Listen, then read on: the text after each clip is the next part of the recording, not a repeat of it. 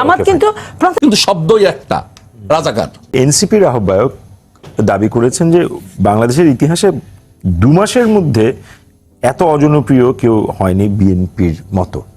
তো এই বক্তব্যটা নিয়ে আপনার কোনো কমেন্ট থাকলে সেটা শুনবো, এবং একই সাথে যেই কথাটা আপনার সহ আলোচক বললো যে এত বর্ষিয়ান একজন নেতা নিশ্চয়ই কোনো প্রেক্ষিতে, যেই প্রেক্ষিতেই বলুক আসলে জামায়াতকে রাজনৈতিকভাবে নির্মূল করতে হবে, একটু যদি বলেন আর কি আসলে কেন হঠাৎ করে জামায়াতকে রাজনৈতিকভাবে নির্মূল করতে।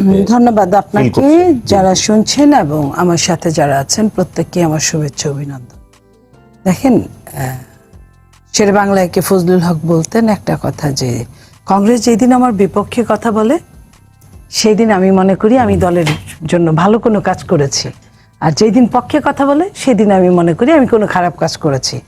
তো আজকের বিরোধী দলের যেটা মেইন শক্তি, মেইন স্ট্রিম হিসেবে বিরোধী দল ইউজ করে যাদেরকে, তারা মানে জামাত বি, আমি এর আগেও বলতাম ইন্টারিম সরকারের সময়, ইংরেজিতে বি মানে হচ্ছে জামাতের মতো, না জামাতের বি টিম, টিম বি।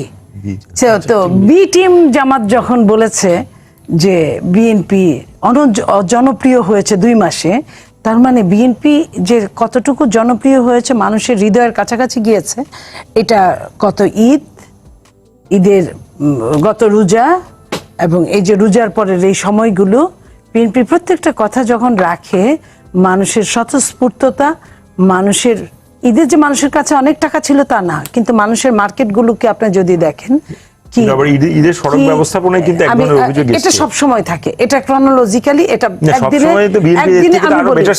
একদিনে এটা বন্ধ হবে না। আপনি সামনের বছর নিয়ে আলোচনা করেন, বিএনপির তখন 1 মাস বয়স হয় নাই।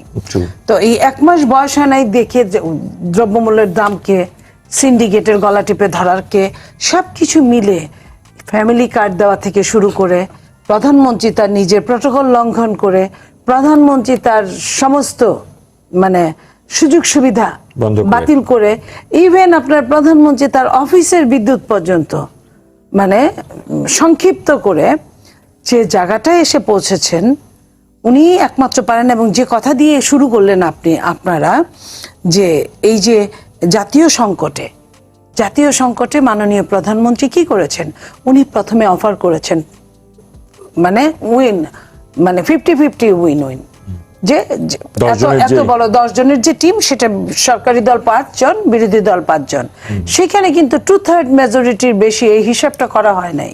এই হিসাব করে কিন্তু রেশিও অনুযায়ী আসতো, কিংবা এই অফারটাও আগের যে ফ্যাসিস্ট ছিল, ফ্যাসিস্ট কি বলতো কথায় কথায়, যে আমরা কি ওইটাকে সিয়ারিস্টিক ধরেন, যাদের হাতে, আমি বলি না, আমি বলছি এটা, যে যাদের হাতে রক্ত লেগে আছে 71-এর, আমরা তাদের মানে 71-এর জামাত সহ আমাদের হাতেও রক্ত লেগে আছে, এটাই বুঝাতো। আমরা তাদেরকে কেন ডাকবো? আপনি জাতীয় সংকট প্রচুর হয়েছে তখন, আপনার রোহিঙ্গা থেকে শুরু করে অনেক জাতীয় সংকট হয়েছে, কখনোই বিএনপিকে, এবং পিলখানা থেকে শুরু করে কখনোই কিন্তু বিএনপিকে তারা ডাকে নাই। কিন্তু বিএনপি কিন্তু 1 মাস 1.5 মাসের মধ্যেই বিএনপি যখন দেখেছে এই সংকটটা তো আমাদের না, এই সংকট বিশ্ব দরবারে, সেটাই কিন্তু সেই বিএনপি যখন আপনার জামায়াতকে রাজনৈতিকভাবে নির্মূল করতে হবে বলে মন্তব্য করেন, তখন তো মানুষ আবার একটু কনফিউজ হয়ে যায়। যে কোনো জিনিস আপনি যদি বাংলাদেশের এই মুহূর্তে, বাংলাদেশ না বিশ্বের প্রেক্ষাপটটা এমন, এআই এর যুগে আপনি যদি শুধু ওই লাইনটুকু ধরেন, তাহলে আপনি অনেক কিছু বলতে পারেন।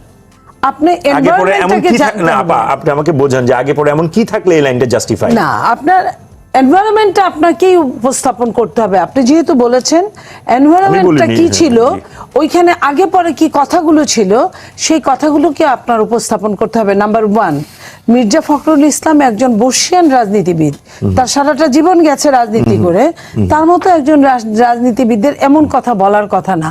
আমি দেশের বাইরে ছিলাম, আমি একদম পুঙ্খানুপুঙ্খানু বলতে পারবো না, কিন্তু আমি এইটুকু বলতে চাই, যদি কথা বলতেই হয় তাহলে অন্তত 4-5 লাইন আগে, 4-5 লাইন পরে এটা দিয়ে কথা বলা উচিত। কোনো কথাই একজন এই টাইপের রাজনৈতিকবিদ, আপনার মির্জা ফখরুল সাহেব জামাতের যে 25 বছর যে বিএনপির সাথে ছিল, তখনও কিন্তু মির্জা ফখরুল সাহেব বিএনপির একজন সিনিয়র টাইপের নেতা ছিলেন এবং মহাসচিবও ছিলেন। তো তখন তাদের নিয়ে কাজ করতে পারলে এই টাইপের কথা উনি বলতে পারেন, এটা আমি সরাসরি বলতে পারেন, এটা বিশ্বাস করি না। বলার আগে পরে নিশ্চয়ই কোনো কারণ আছে। তো সেই জায়গায় আমি বলবো যে প্রত্যেকটা মানুষের বোঝা উচিত যে আমার কতটুকু বলা উচিত, কতটুকু বলা উচিত না। লাইক আমি যদি একটা কথা বলি যে এর আগে ইলেকশনে উনি কোন প্রেক্ষিতে বলেছে, জামায়াতের আমির যখন বলল যে বিএনপি ইঞ্জিনিয়ারিং করে ক্ষমতায় এসছে, সেটারই প্রেক্ষিতে আমি আজকে এক পত্রিকায় একটি সংবাদ দেখলাম, যে এই সংবাদটিতে আমাকে অত্যন্ত আহত করেছে। সেখানে জামায়াত ইসলামের আমির বিএনপির ইঞ্জিনিয়ারিং করে ক্ষমতায় এসছে, আমি এটা তীব্র নিন্দা জানাচ্ছি। এরপরে উনি বলেছেন যে রাজনৈতিকভাবে উনি কি ওনার মতো নরম মানুষেরও কি রাগ হওয়ার কথা না? এই ধরনের যখন কথাটা একজন সর্বোচ্চ পর্যায় থেকে আসে, ওনারা নিজেদেরকে কি মনে করেন? ওনারা ইঞ্জিনিয়ারিং এর কথাই যদি বলেন, বিএনপি অনেক কিছু আপনার ওভারলুক করে গেছে তাদের প্রেক্ষাপটে।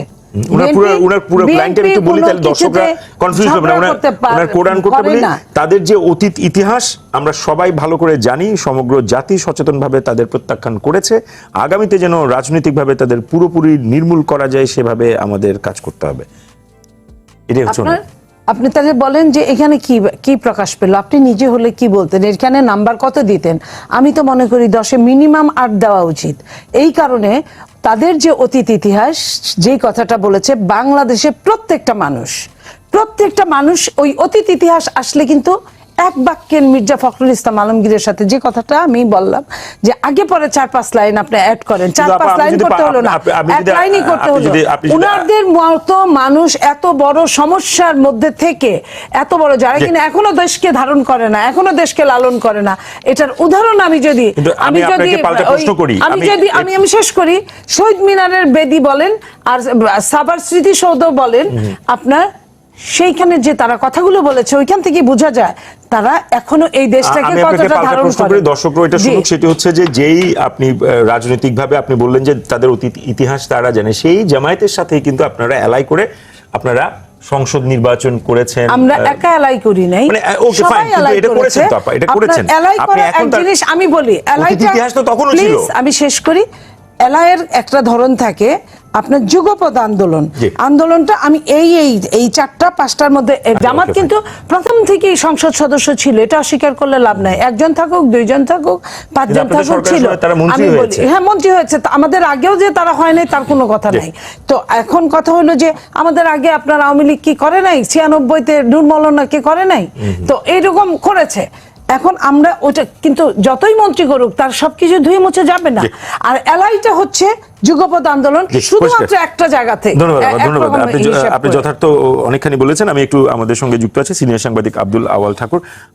আপনার কাছে একটু সবিনয়ে জানতে চাই, সেটি হচ্ছে রাজনীতির মাঠে নির্বাচনের পরে আমরা যে পরিবেশ এক্সপেক্ট করেছিলাম যে একটা স্বস্তি আসবে, দেশের যে সমস্যাগুলো আছে সেগুলো দূরীকরণে কাজ করবে রাজনৈতিক দল, বিশেষ করে সংসদ, সেটা আসলে 2 মাস যদিও খুব অল্প সময়, আপনি কতখানি আসলে পেরেছে পুরো সংসদ মিলে? দেখেন, ধন্যবাদ আপনাকে এবং আপনার মাধ্যমে দর্শকদের। কথা হচ্ছে একটা জিনিস শুরু করতে হবে, আপনি কতগুলো বিষয় নিয়ে কথা বলতে শুরু করছি আমরা। সরকারের বয়স 2 মাস আর তার ঘাড়ে চেপে আছে 17 বছরের জঞ্জাল। আপনি যদি 1-11 থেকে শুরু করেন, তাহলে 1-11 থেকে ফ্যাসিস্ট শেখ হাসিনা পর্যন্ত যতগুলো সরকার চলেছে বাংলাদেশের ঘাড়ের উপর, তারা কিন্তু জনগণের ঘাড়ের উপর তাদের মদতপুষ্ট কতিপয় দুঃশাসনের চাপ রেখে গেছে। এবং এটা আপনি একেবারে অন্তর্বর্তী সরকার পর্যন্ত, অন্তর্বর্তী সরকারও একই জিনিস আমি মনে করি। এই কারণে মনে করি, এটা পরে আসছে, আমি এই জায়গাটা এখন আসছিলাম যে আসল কথার মধ্যে যেতে চাই। একটা জিনিস আমাদেরকে খুব নিশ্চিত হতে হবে যে বাংলাদেশের সংকটটা কি ছিল। বাংলাদেশের সংকট হচ্ছে গণতন্ত্র থাকবে কি থাকবে না। 1972-এর সংবিধানে যেভাবেই গণতন্ত্রের কথা লেখা ছিল, 75-এ সেটাকে কবর দেওয়া হয়েছে। জিয়াউর রহমান সেটা পুনর্জীবন করেছেন এবং তারপরে থেকে জিয়াউর রহমানকে হত্যা করে এরশাদ ক্ষমতায় এসে পর্যায়ক্রমের মধ্যে বাংলাদেশে গণতন্ত্র থাকবে কি থাকবে না। এবং একটি হলো বিএনপি হচ্ছে গণতান্ত্রিক শক্তি। আমার কাছে অবাক লেগেছে যে বিএনপিকে গণতন্ত্র শেখাতে চাচ্ছেন। বাংলাদেশের যতগুলো রাজনৈতিক দল আছে তার মধ্যে একমাত্র দল বিএনপি যার গায়ে আতাতের, স্বৈরাচারের সাথে আতাতের কোনো গন্ধ নাই। জিয়াউর রহমান সব করেন নাই, বেগম খালেদা জিয়া তার নিজের জীবন দিয়ে প্রমাণ করেছেন গণতন্ত্র কি জিনিস বাংলাদেশের মানুষ। এরশাদের মতো একটা দুঃশাসক বেঈমানের কাছে, দেশদ্রোহীর সাথে তিনি লড়াই করেছেন একা 9 বছর। বাংলাদেশের বহু বাঘা বাঘা ব্যক্তি, মওদুদ আহমদের মতো থেকে শুরু করে যাদের নাম শুনলে গোটা বিশ্ব নাকি কাঁপে, তারা কিন্তু এরশাদের ভয়ে কাঁপছে। তারা দল পরিবর্তন করেছে, রাজনীতির নানান পরিবর্তন করেছে, কিন্তু একজন মহিলা যদি কঠোর হাতে, মতিউর রহমান নিজামের সেই উক্তিটা আপনাকে উল্লেখ করতে চাই যে বাংলাদেশে যদি কোনো পুরুষ থাকে তিনি হচ্ছেন বেগম জিয়া। প্রকাশ্যে ঘোষণা দিয়েছেন। তাকে যখন প্রশ্ন করা হয়েছিল যে আপনারা তো মহিলা রাজনীতি মানেন না, তো বিএনপির সাথে রাজনীতি করেন কি করেন, মতিউর রহমান নিজামী সাহেব বলেছিলেন যে বাংলাদেশে আমি বেগম খালেদা জিয়া ছাড়া কোনো পুরুষ দেখি নাই। অর্থাৎ তার যে কঠিন সিদ্ধান্ত, গণতন্ত্রের জন্য তার যে আমরণ সিদ্ধান্ত এবং নিজের জীবনটা দিয়েছেন, তার সাথে একমাত্র তুলনা হতে পারে এই অঞ্চলের অন্যতম রাজনৈতিক নেতা মোহাম্মদ আলী জিন্নাহ, যিনি তার নিজের মৃত্যুর খবর চেপে গেছিলেন পাকিস্তানের জন্য। আর বেগম জিয়া তার আরেকজন উদাহরণ, যিনি বাংলাদেশের গণতন্ত্রের জন্য নিজের জীবনকে উৎসর্গ করে গেছেন। তার দল বিএনপি 111 থেকে গত 17 বছরে জামাত ইসলাম থেকে শুরু করে বাংলাদেশের যতগুলো রাজনৈতিক দল এখন কথা বলেন, তার কি বুকে হাত দিয়ে বলতে পারেন যে স্বৈরাচারের সাথে কোনো না কোনোভাবে আপোষ করেন নাই? আমি অন্তত এটা বলবো না, যথেষ্ট রকম প্রমাণ আছে। তারপরেও আজকে প্রশ্ন হচ্ছে, জামাতের এমপি সাহেব বলেছেন যে আজকে প্রশ্ন হচ্ছে বিএনপিকে আপনি গণতন্ত্র শেখাচ্ছেন, যিনি দল গত 17 বছরে এনসিপির সর্বশেষ ছাত্র আন্দোলনের অংশ, গত 17 বছর কতদিন, গোটা লড়াইটা কে করেছে, কারা করেছে, কাদের নেতৃত্বে করেছে? তাহলে গণতন্ত্রের জন্য যে লড়াইটা হয়েছে, তাহলে সেই দলকে আপনি বলছেন গণতন্ত্র বিরোধী হবে সংসদে, এটা বিশ্বাস করা আর বাংলাদেশের গণতন্ত্রের সমাধির পক্ষে কথা বলা এক জিনিস। ফ্যাক্টটা হচ্ছেই যে প্রত্যেকটা জিনিসের জন্য সময় লাগবে। আজকে যে প্রশ্নটা আপনি করেছেন 2 মাসের একটি সরকারের পক্ষে, এবং অবস্থাটা কোথায়? অবস্থাটা হচ্ছে এইখানে যে তাকে গুছিয়ে আনা। আপনি আজকে দেখেন প্রধানমন্ত্রী তারেক রহমান, তার সাথে চলা চমৎকার এই মেয়েটি, আমার কাছে খুব ভালো লাগে তার মেয়েটিকে তার সাথে দেখতে। কতটা নোংরা হলে যেই ধরনের পোস্ট দেওয়া হয়েছে, এটা কতটা নোংরা! আপনি তো বিরোধী দল থেকে নিন্দা করছেন না, নিন্দনীয়। আজকে যদি আওয়ামী লীগ ক্ষমতায় থাকতো, তাহলে সালেবার সে বিখ্যাত কবিতা বলতে হয়, ধরা যাবে না, ছোঁয়া যাবে না, বলা যাবে না কথা, রক্ত দিয়ে প্লাম সালার কোন স্বাধীনতা? এই স্বাধীনতা কি গত 17 বছরের জন্য মানুষ লড়াই করেছে যে আপনি কলম পাবেন আর যা মনে চায় তাই লিখবেন, অর্থাৎ স্বাধীনতাটা নষ্ট করে দিবেন? তাহলে গণতন্ত্রটা টিকবে কি করে? গণতন্ত্র কি এমন কোন জিনিস যে হিমালয় পাহাড়ের মতো দাঁড়িয়ে আছে, যে মানে প্রশান্ত মহাসাগরের নিচে আর উপরে হিমালয়, এটা কোনোদিন নড়বে না? তাও তো ভূমিকম্পে নড়ছে। বাংলাদেশের গণতন্ত্র একটা ভঙ্গুর বাস্তবতার মধ্যে রয়েছে। 50 বছরের জীবনে 30 বছর কেটেছে স্বৈরাচারে, কোনো না কোনোভাবে গণতান্ত্রিক স্বৈরাচার, সামরিক স্বৈরাচার, অগণতান্ত্রিক শাসন। তাহলে 30 বছরের দুঃশাসনের পর এমনকি গত নির্বাচন হবে এটা অনিশ্চিত ছিল। আপনি বলছেন তত্ত্বাবধায়ক সরকার, অন্তর্বর্তী সরকার এবং 111 সরকারের মধ্যে পার্থক্য কি? এই দুটি সরকারই চেষ্টা করেছিল বাংলাদেশ যাতে নির্বাচন না হয়।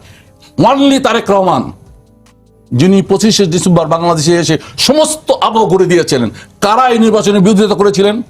কারা বলেন, বলতে পারেন? কোন রাজনৈতিক দলগুলো তখন এই নির্বাচন হবে কি হবে না এ নিয়ে সন্দেহ করেছেন? কারা? সেটা তো বিএনপি না, জামাত করেছেন। নির্বাচন অনিশ্চয়তার মাঠ তৈরি করেছিলেন কারা? সেই নির্বাচন আমরা করেছি, সেই নির্বাচন করে সেটা হয় না। তাহলে সেই যে বিষয়গুলো, এই বিষয়গুলো তো আমাদের ইতিহাস থেকে এবং বাস্তবতা বের হয়ে যায় নাই। আজকে বিএনপিকে এবং তারেক রহমান, যিনি, এটা মানতে হবে যে তারেক রহমান কিন্তু লন্ডন থেকে এসে বাংলাদেশের প্রধানমন্ত্রী হয়েছেন। এটা সীমাবদ্ধতা আছে, আমি সীমাবদ্ধতাকে অতিক্রম করে কোনো কথা বলছি না, কিন্তু সীমাবদ্ধতা কথাটা এমপি সাহেব একটা কথা বলছিলেন যে সংসদের মূল সুরের ক্ষেত্রে যদি আপনি ধরেন যে এর পশ্চাতে হচ্ছে, আপনি যদি বিচ্যুত হন, আপনি যে উত্তপ্ত সংসদে যে উত্তপ্ত লু হওয়ার কথা বলছেন, ওই নাহিদ ইসলামের ওই বক্তৃতা আমি দেখেছি, তিনি বলেছেন যে সংসদ এবং রাজপথ আমরা একত্র করে দেব। সংসদ এবং রাজপথ আপনি যখন একত্র করবেন, তাহলে আপনি সহজ আলোচনা যাবেন। ত্রিভুজের যে কোনো 2 বাহু, তৃতীয় বাহু বৃহত্তর।